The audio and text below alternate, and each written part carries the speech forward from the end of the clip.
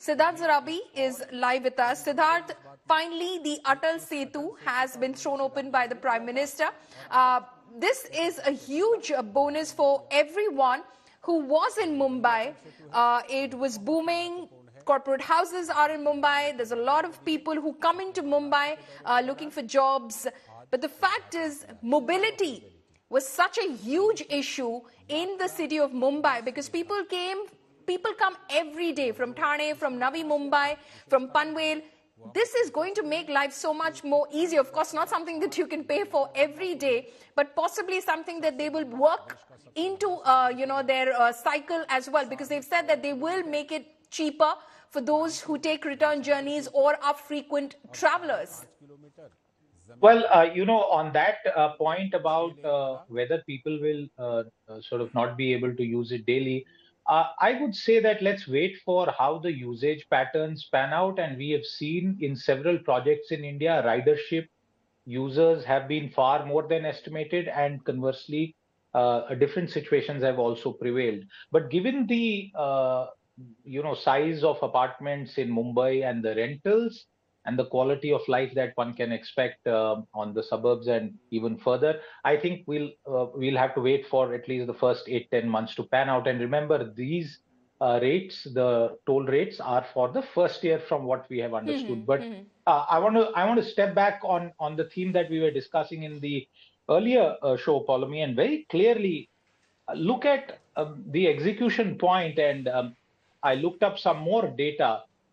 6 decades ago, the planning happened, but the actual construction and execution has happened in 7 years. And if we want to look at a cutoff date, 2015 really was that key date when Devendra Fadnavis, then the Chief Minister of Maharashtra, actually sort of dusted off the files and got it back up. A very brave decision, a decision that obviously had not been taken in the past, and there had been a lot of back and forth, including projects getting scrapped, the tender being scrapped. And with the foundation stone that was laid a year later in December 2016 to the first ride in some ways by the Prime Minister, it is again the main point of speed of execution of infrastructure. And there cannot be any argument that India doesn't need infrastructure. But what has happened in India over many decades is delayed, faulty, pathetic execution of infrastructure projects. And that is the key difference. And I would say, go to the extent of saying, Paulmi, that Devendra Fadnavis, who is again in government as the Deputy Chief Minister, and I was with him at Nagpur just a few weeks ago, I think he deserves all the credit possible from every person who will use this Setu. Absolutely, absolutely. Many in Maharashtra who've been witness, of course, to that time when Devendra Fadnavis, was appointed Chief Minister after the BJP came to power in Maharashtra in 2014, dusting off the file on this very ambitious project. I still remember talk around it, partially on sea, partially on land. How is this going to happen? You're going to connect Mumbai to Raigad. How is this going to look? This is such an ambitious project. You have to ensure that, this is a solid bridge.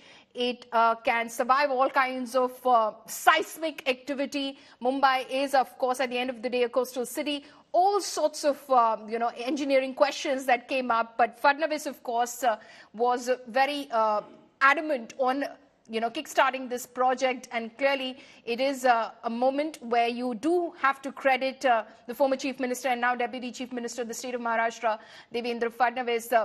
This in itself, again, Mumbai needs a lot of infrastructure projects. There are many in the pipeline already. For instance, the Eastern Freeway, Marine Drive Tunnel. There are many such projects that are in the pipeline, but the Navi Mumbai International Airport as well. The Prime Minister will be on that ground in a short while from now. These are projects that were expected for a very long time, and they're finally coming, Siddharth. Well, absolutely. And the last point of finally coming is again significant. And let's go back. When we talk about the execution of large-scale projects, it's not just land or funding. It's also about two very important components. One is the political will and the administrative skill the awarding agency deploys. We have now seen what is in technical terms called the infrastructure concessionaire model: build, operate, transfer, build, operate, lease and transfer, various permutation combinations. But if you remember, public-private partnerships, again a term that goes back to the Atal Bihari era as Prime Minister, this triple P has seen many iterations over the last 20 years. The reason that this project has succeeded is also because it's a good example of public-private partnership in the form that it has been done. There's a significant loan from an overseas agency. And I must mention here L&T, one of the largest construction companies in India, obviously the largest, but in the region, has done extensive, massive, major projects on the international canvas as well. One of the key things here is the support that MMRDA provided for speedy execution. And, Right. without taking names, follow me, there are some showpiece projects in some other states that are bedeviled with delays because the whole partnership model, execution model is stuck for some reason or the other. And very successful companies who do great work in a certain state sometimes have to pull out or come under a lot of difficulties in different states. And that goes back to the point of political will. So let's also take this occasion to celebrate another Indian champion like L&T and the fact that it can be done. Bharat mein ye sab mumkin hai, Apollomy. I think that's how I would like to capture this sentiment. Absolutely. It is definitely mumkin now as you look at those images. The Prime Minister, of course, being given a little bit of a tour of the project and how it came about. He will be traveling soon on the Atal Setu as well. There was, of course, a rehearsal of his cavalcade last night. Images that you see, those night images that you see of the Atal Setu, these are just from yesterday when the rehearsal took place. So shortly he will be traveling on the Atal Setu as well. Siddharth, what can you tell us about what this means for the financial hub of Mumbai? It was, connectivity had become a huge issue, mobility had become a huge issue, and it was crumbling under the weight of the population in the city, which it simply couldn't seem to manage somehow. You spoke about the, small pigeonholes almost that people are forced to stay in Mumbai, and, just the traffic jams, the long connectivity time. Like I said, people are coming on an everyday basis from Thane, from Panvel, from Pune as well on work to Mumbai. Absolutely. I think it also boils down to the vision and the ability to think ahead. When the Pune-Mumbai expressway was first constructed, Nitin Gadkari was in the state government of Maharashtra. He was, and totally to his credit, called a flyover man who built so many flyovers and that expressway. At that time, I remember there was criticism that, oh, well, will ridership justify and whether such costly projects are good? Because, there is a certain povertarian mindset that also prevails in certain sections of commentators who unfortunately don't have understanding of economics. You have spoken about the economic rub-off benefits. Look at how the NCR has developed. One of the key aspects, and despite political changes back and forth, and remember the Sheila Dikshit years, the expansion of this NCR, which is primarily business, residential as commercial, going to suburbs outside of Delhi, was fundamentally also enabled by the construction of some very good road projects during her era. And more or less that has continued, although there's been a bit of a dip. For Mumbai, I can guarantee you two things. And there is a debate around Gift City. There is a debate around Gujarat. You have heard what people say about the bullet train. But if you are reducing commute time and if you are allowing people to move into a suburban, a better lifestyle at more affordable rentals or cost of acquisition, it is going to make a huge fundamental difference. If you just take America and some of the largest industrial commercial cities there, people live in the suburbs. They commute to the city center, to downtown for work. A bit of that is definitely possible, Paulomi, what you really asked me. Right. So that just stay on with us again, just to tell our viewers a little bit about the features of this engineering marvel, the Atal Setu that you see on your screens right now. The height of this 27 meters, the width of each carriageway 14.92 meters. The Prime Minister, as you see, is getting a tour right now of all of those features and details of this project. As we speak, he's of course joined by the Chief Minister, the Deputy Chief Ministers of the state as well. Now, the total length of the Atal Setu is 21.8 kilometers. 16.5 kilometers of this length is over sea and 5.5 kilometers over land. Initial estimate of this project was about 14,712 crores. The final cost stands at 17,843 crore rupees. So that is the final cost. Lanes, it's a 6-lane bridge. As I said, the volume of concrete which has been used, about 6 lakh cubic meters of concrete which has been used in this project. The weight of the structured steel used is about 90,000 tons.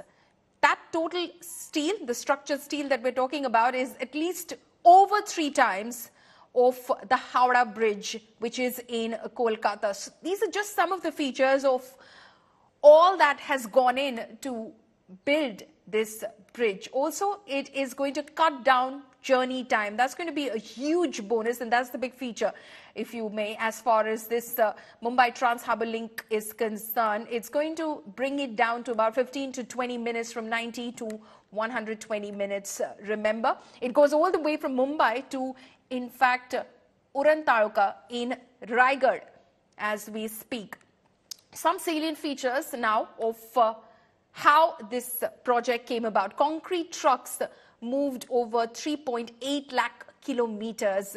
Reinforcing bars used could have built 17 Eiffel Towers. That's the amount of steel that has gone in as far as this project is concerned. The length of, in fact, the pre-stressed steel used is about 4 times Earth's diameter. 85,000 tons of orthotropic steel has been used in the deck, and orthotropic steel used equals to over 185 Boeing 747 jumbo jets. So just imagine how much has gone into this project since the Prime Minister laid the foundation stone for this in 2016. In January 2024, as we stand, it has just been inaugurated by Prime Minister Modi. He will be traveling shortly on the Atal Setu.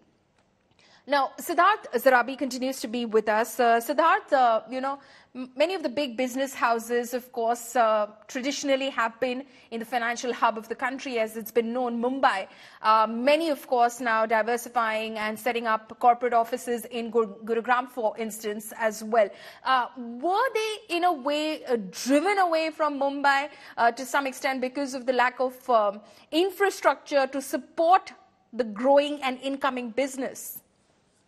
Well, as far as being the sort of capital center, financial capital of the country, there's no doubt that Mumbai continues to do that. And we have seen trends like work from home also make some sort of impact, but it's not really big. We will have to wait for how Gift City and the rest of Gujarat further develops on account of the bullet train. That's going to be another discussion for some other time.